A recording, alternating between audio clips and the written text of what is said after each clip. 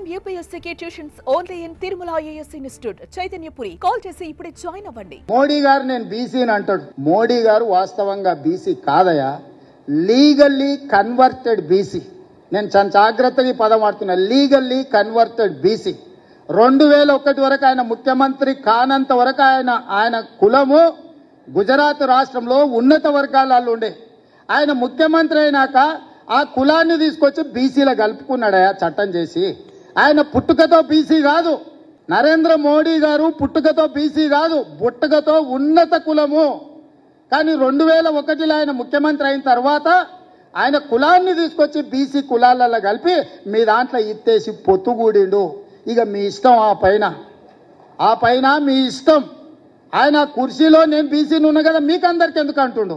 ఆయన సర్టిఫికెట్ ఈరోజు బీసీ ఉండొచ్చు, కానీ మనస్తత్వం మాత్రము బీసీల వ్యతిరేక మనస్తత్వం. రేవంత్ రెడ్డి గారు స్పష్టం చేయాలి. మీ ఆది నాయకుడు రాహుల్ గాంధీ గారు ఏ కులానికి సంబంధించిన వ్యక్తి, ఏ మతానికి సంబంధించిన వ్యక్తి, ఏ దేశానికి సంబంధించిన వ్యక్తి, ఆయన బీసీయా, ఎస్సీయా, ఎస్టీయా, ఫార్వర్డ్ క్యాస్టా? స్పష్టం చేయండి మీరు.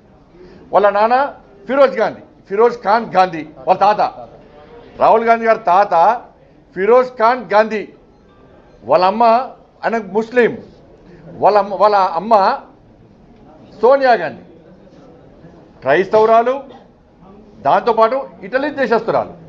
మరి రాహుల్ గాంధీ మీద చర్చ జరగాలి. మీరు రాహుల్ గాంధీ గారిని మీ నాయకుడిగా బీసీ అని బీసీ నాయకుడు అని మీరు ప్రోత్సహిస్తురా, లేకుంటే ముస్లిం అని ప్రోత్సహిస్తురా, క్రిస్టియన్ అని ప్రోత్సహిస్తురా, లేకుంటే వేరే దేశస్తులను ప్రోత్సహిస్తురా?